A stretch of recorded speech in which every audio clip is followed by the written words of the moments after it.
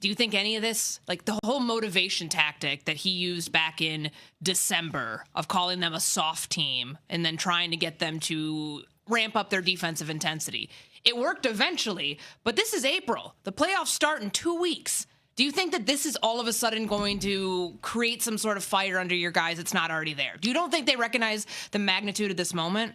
Like, I'm all for how he wants to coach, do it your way. But at some point, there's a line here when he's calling out Jared Vanderbilt, he's calling out DeAndre Ayton, he's calling out Rui Hachimura. It's like one guy after the next, anybody can get it. Like, at some point, when do you look at yourself and say, maybe I've got to change how I'm coaching them throughout this stretch to get the best out of them? Mm-hmm. Well, I always try to think, if I'm in that position, what would I do? And if I was a Laker or the head coach of the Lakers and I had won 13 of 14 and I was closing in on the 3 seed and all of a sudden my team was clicking in a way it hadn't all season long, the second best player to ever play this game is taking an adjusted role in the best interest of the collective.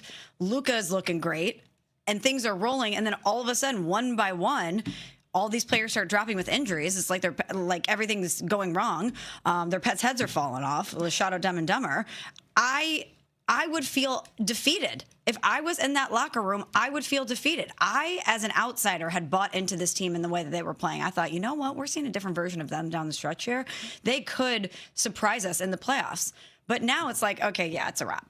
And if I'm JJ Redick, even if I have to call out some people by name, I am trying to make sure that that sense of urgency is there for everybody, because it's human nature to kind of slump your shoulders and feel defeated by what's happened to your team after you were cruising at such high altitude. Yeah, I think he's done actually a great job, honestly. Like he's won. So you're okay with him handling it the way he did? 100%.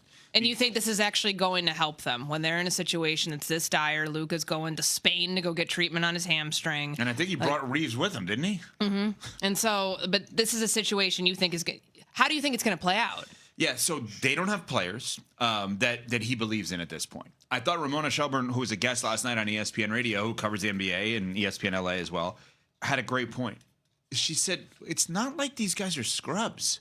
They have a bunch of lottery picks. Do you know that the Lakers last night, in losing 123-87, after JJ calls them out, obviously, we just heard, do you know they started 3 lottery picks last night? Rui there was like the high and then the low. You heard that with the voice there. Rui Hachimura, number 9 overall. Wizards. DeAndre Ayton was the number 1 pick in the draft. Mm-hmm. And he can't catch the ball. That's what he just said. He cannot catch the ball. Luke Kennard, 12th pick in the draft. Do you know, is that some of the guys they played last night? Dalton Knecht, 24th pick in the draft. Nick Smith Jr., 27th pick in the draft. Kobe Buffkin, 15th pick in the draft. Jake LaRavia, 19th pick in the draft. The point that Ramona was making that I thought was a brilliant point is we're not just rolling guys off the street because you don't have the second greatest player of all time, a top 5 MVP candidate in Luka, and an out-of-nowhere all-star caliber player in Austin Reeves. They're rolling out lottery picks and first rounders to compete, and he's saying one guy can't catch the ball, the other guy in Vanderbilt can't. Well, he's not a first round pick. Can't make free throws, right? Cannot miss 3 free throws. JJ calls a timeout and takes him out, and then the other guy in Rui is calling out. Hachimura is calling out. These are not scrubs. These are lottery picks and first round picks that he's asking to compete. So yeah, good for him calling them out. What, Courtney? You're shaking your head. He does this every single. Is there any culpability on JJ Redick? Does he ever put the onus on himself? What has he done he's won 50 plus games in each of his first 2 seasons, never having coached past Brooklyn middle school basketball. So you're saying he has no part of this whatsoever. No, he had a terrible postseason last year at the end where he didn't play guys past whatever, like in the second half, more than 5 guys.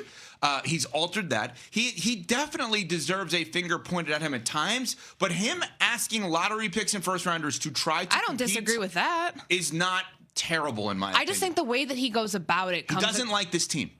Very clearly. He does not like this team except for the 3 guys. Yeah. And maybe there are some other guys that I'm unaware of that he likes, but clearly he doesn't like everyone else. Well, the way that comes across, you think that that's good? Like, I don't like you guys. I'm making it very clearly and very publicly that I don't like you guys. You think that's going to get the best out of them? I think that... That's not a motivational tactic that works in 2026. I don't believe that. Yeah, I think the season clearly is over for them, unfortunately. Correct. And obviously that's not on him. That's on the No. injury situation. It's unfortunate what happened, and But I know flip that it. Is the what 15-2 in March or whatever it was, that record in March, is that on him at all? Do you give him credit for that? Of course. Okay. The defensive shift in philosophy of what this team became in March, I put a lot of that on him. But I don't think for all the good that you can bestow that credit towards JJ Redick, that when things are falling apart, feels like he's falling apart publicly at the podium. That's fair. And the idea of calling someone out, a number 1 overall pick in the draft, and maybe it's not fair what I'm doing, and Ramona gets the credit for if it is a good point. I'm just backing it up. If someone was drafted at a certain spot but no longer plays like that, like nobody would look at DeAndre Ayton as a number 1 overall pick. But factually, he was drafted number 1 overall. So one would think that someone drafted 1 overall could catch. I mean, maybe I'm wrong on that. That one was a little insulting. That's a stretch. Let's say he can't catch the ball, and they're like running plays for him in practice to do that. To me, that's hyperbolic. He can catch the ball. He might have had some bad moments, but to say like, yeah, he can't catch the ball right now. Come on. But can he? I mean, Markelle Fultz couldn't shoot. Yeah, boy, that was nasty. But you're right. How was it nasty? How was it nasty? What about Ben Simmons? He couldn't shoot either. It was chronicled pretty widely, publicly. What's with these number 1 overall picks? That's Ben what I'm Simmons saying. couldn't shoot. Markelle Fultz couldn't shoot. Terrible. DeAndre Ayton can't catch. Anybody else you want to throw in Nuno, there? you got another one? Yeah, Stacey, our director, just said DeMarcus Russell couldn't throw the ball. Hey, by the way, Good one. Good friends with Lane Kiffin. what a still. reunion yesterday. They took a big picture together, those Took me two. about 20 minutes to figure out who that was in the photo. Really? Yes, I couldn't figure it out at first. I'm like, wow. When it clicked, I was like, wow. Because Lane Kiffin's at LSU, and he was at Yeah, the Raiders, and yes. Maybe the greatest press conference of all time. Al Davis bringing out the projector.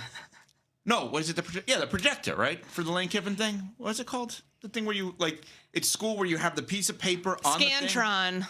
Scantron? Scantron was the thing where you would No, like... you're talking about the clear sheet on the, Yeah. on the That's a light? Scantron, No, isn't no. it? A Scantron's when you fill out the bubbles on the test. Yeah. Very I think it's a 90s of us. projector. Yeah. Okay, thank you. And you think that press conference is better than Bobby Petrino's? That's a good one. That's my OC now. UNC. Under Coach Belichick, hiring some great people there. Anyway, we thought the Lakers were a mess. That doesn't compare to another team in the NBA. We will get to that after I get the opportunity to tell you all about how you're going to consume WrestleMania coming up, and that is by way of the ESPN app. Home to WrestleMania 42 and every WWE Premium Live event. If you want to be there for the biggest moments, you'll need the ESPN Unlimited plan. To sign up, go to stream.espn.com. You know that if you get ESPN through DirecTV, Spectrum, Verizon, Fios, Cox, or Fubo, ESPN Unlimited is included at no additional cost. Just head to activate.espn.com. Oh, by the way, the card was announced yesterday. Joe Tess on Get Up announcing the amazing WrestleMania card. You can follow the steps to get set up, and then sign in.